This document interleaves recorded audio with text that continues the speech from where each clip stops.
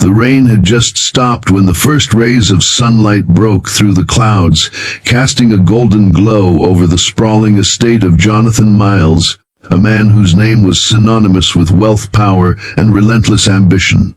The morning air was fresh, but there was a strange heaviness to it, the kind that comes before life changes in ways no one can predict. Jonathan, dressed sharply in a tailored charcoal suit, was running late for a board meeting.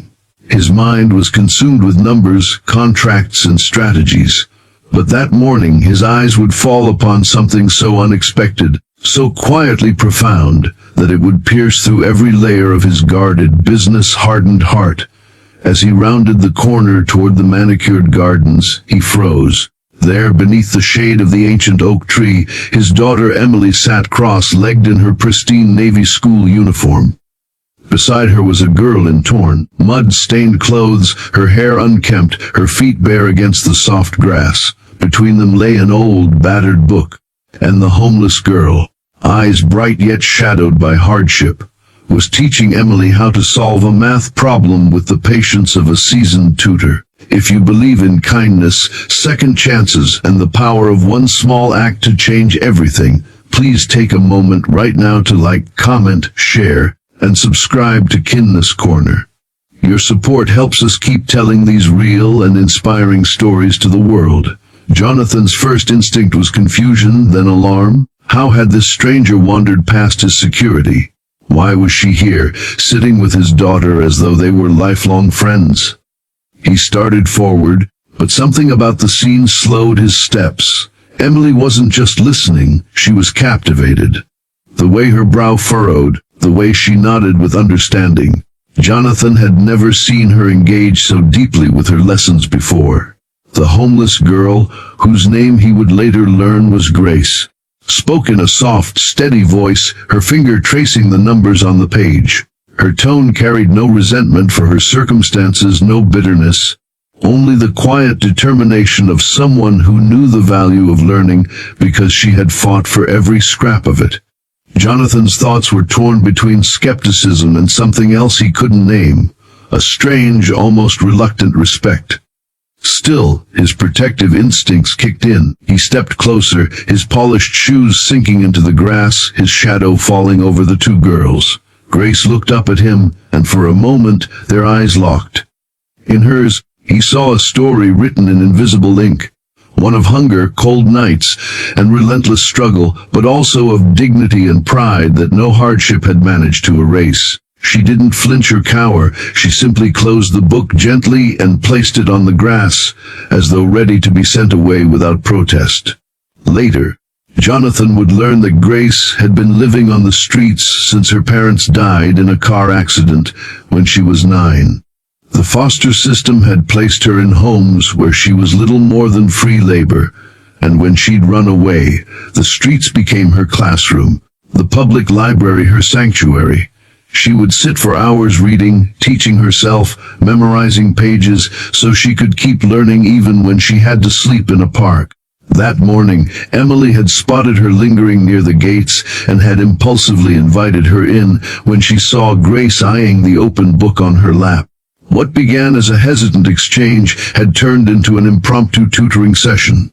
Jonathan could have walked away, called security, or sent Grace off without another thought. But something about her calm, unshaken presence stirred an ache deep within him, a memory of his own childhood, when his single mother had fought through poverty to put food on the table, when strangers' kindness had been the only thing standing between them and hunger.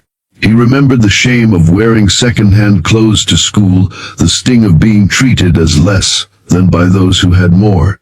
And now here he was, a man who had built walls so high he had forgotten what it was like to look over them. The next few days changed everything.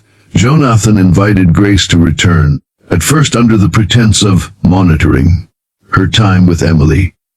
But soon he found himself seeking her out, asking about her favorite subjects, her dreams, the books she'd read. Grace's knowledge astonished him, but it was her resilience that humbled him.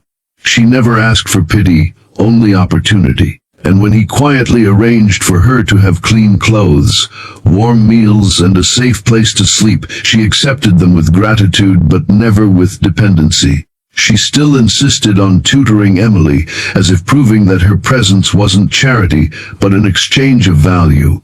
Word began to spread in the neighborhood. A CEO known for his strict, no-nonsense reputation had taken in a homeless teenager and was personally overseeing her education.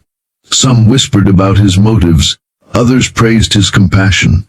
But Jonathan didn't care for the talk. For the first time in years, he felt connected to something real.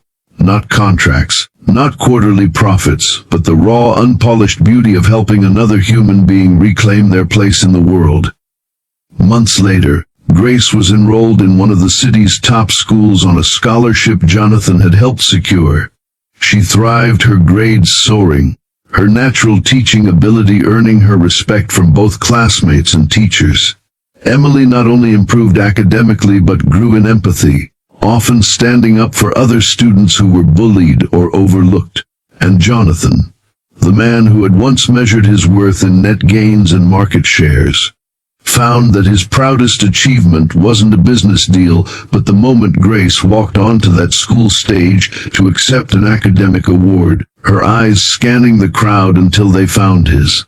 If this story has touched your heart, please take a moment to like, share, and subscribe to Kindness Corner. Your engagement helps us bring more true stories of hope and humanity to light. Before we end, we have a special request. Comment below with what kindness means to you, and how you've seen it change someone's life. Your words might just inspire someone else to take action.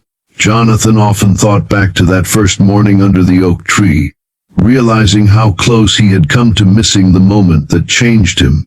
If he had walked by without stopping, if he had let his fear or pride decide, he might never have known the courage hidden in Grace's heart. She had not only taught his daughter fractions and formulas, she had taught him that kindness wasn't weakness, and that sometimes the greatest investments were made not in stocks or real estate, but in people, especially the ones the world overlooked. In time, Grace's life transformed in ways neither of them could have imagined. She began mentoring younger students, not because she was asked, but because she believed in passing the torch.